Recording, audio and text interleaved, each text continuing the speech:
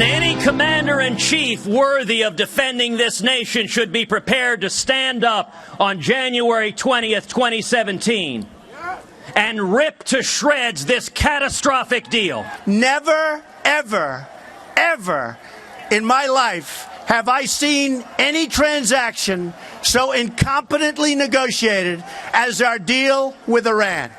Either we move forward on the path of diplomacy and seize this chance to block Iran's path to a nuclear weapon, or we turn down a more dangerous path leading to a far less certain and riskier future.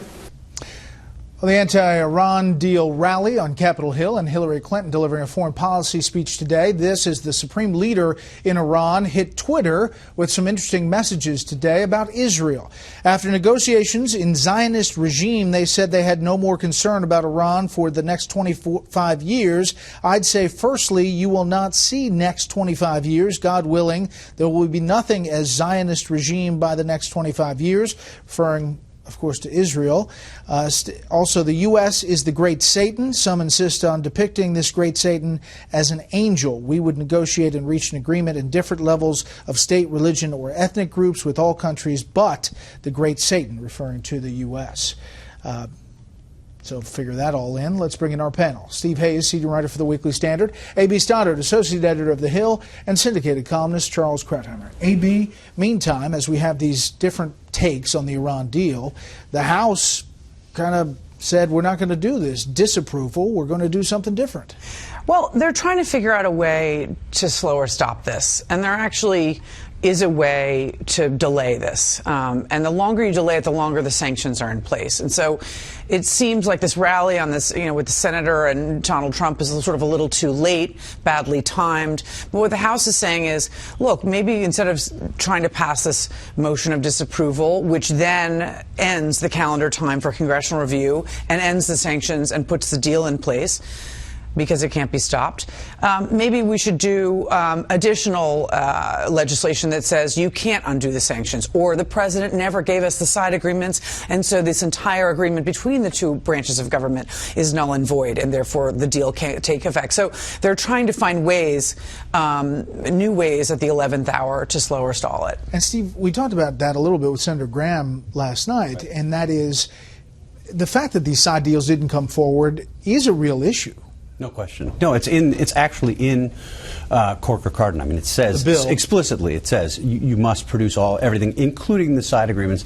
The administration hasn't done that. The administration is not going to do that. And I think this is a pretty clever way for the House of Representatives to come up and at least slow this down, as AB suggests.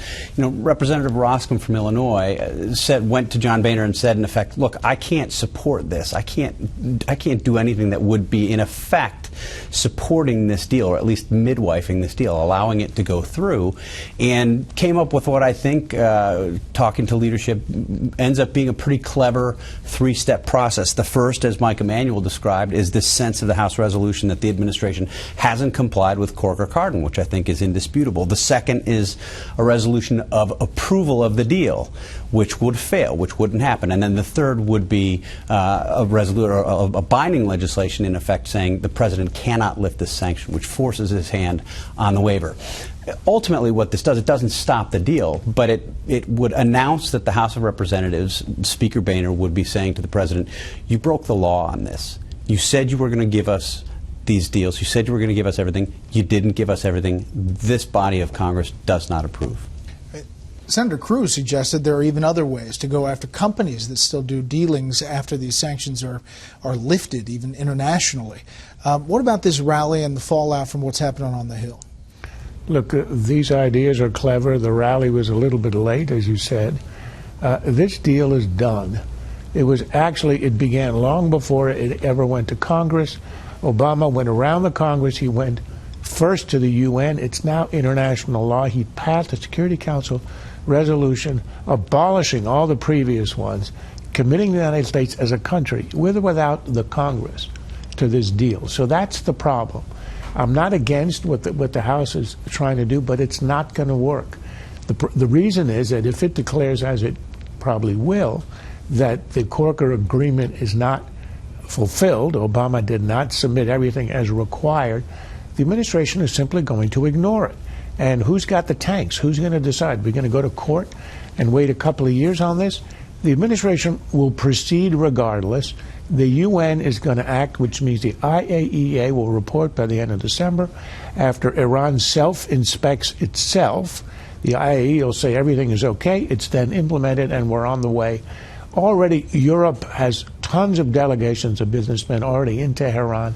This is not going to be stopped. I think what has to be done is to try to delegitimize the bill by at least having a resolution to oppose it, that a president in the future will be able to say, it never had support, and I will now tear it up. Otherwise, nothing is going to get done. Hillary Clinton came out in favor of the Iran deal pretty forcefully today, but I want to talk about the separation from the Obama administration. There's some key points in this speech that she mentioned trying to differentiate. We have to bring sufficient pressure on Assad to force a political solution in Syria, including a meaningful increase in our efforts to train and equip the moderate Syrian opposition, something I called for early in the conflict. I remain convinced that we need a concerted effort to really up the costs on Russia, and in particular on Putin. I think we have not done enough. I am in the category of people who wanted us to do more in response to the annexation of Crimea. So I wanted to train and equip the rebels early in the conflict, and we didn't do enough after Russia got Crimea. Not only that, it's not easy for her to support this Iran deal. So where you see the distance that she's trying to create on those other two issues, the theme in her speech was distrust and verify, that she does not trust the Iranians at all, that she will not stop at using military force if they violate the terms of the agreement, that they'll do everything they can to protect the Israelis, that this deal.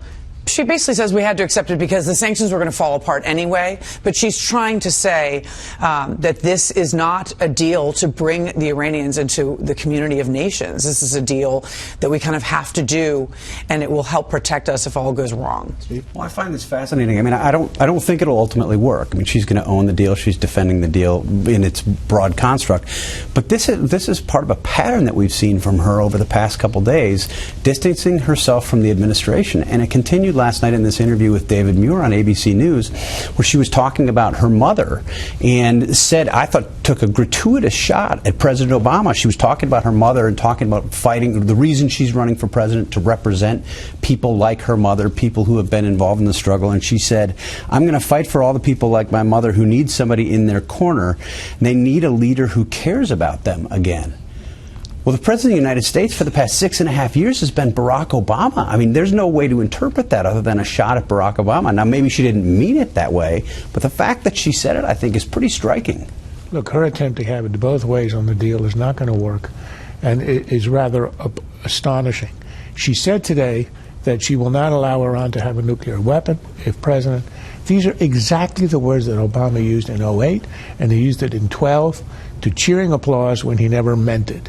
And when she says we're going to have to apply a lot of pressure on Iran after the deal is done, not allow it to operate in the region, the deal is giving Iran a signing bonus of $100 billion. It's allowing it to get all kinds of arms, to import arms, and to extend. It does nothing to curtail Iran except strengthen it economically so it can spread its terrorism and its aggression. So on the one hand, she supports that. On the other, she says, I'm going to be tough on Iran. It simply, that comes over under the category of how stupid do you think we are? All right, so deal gets through, yes or no? Absolutely gets through. Yeah. Yep.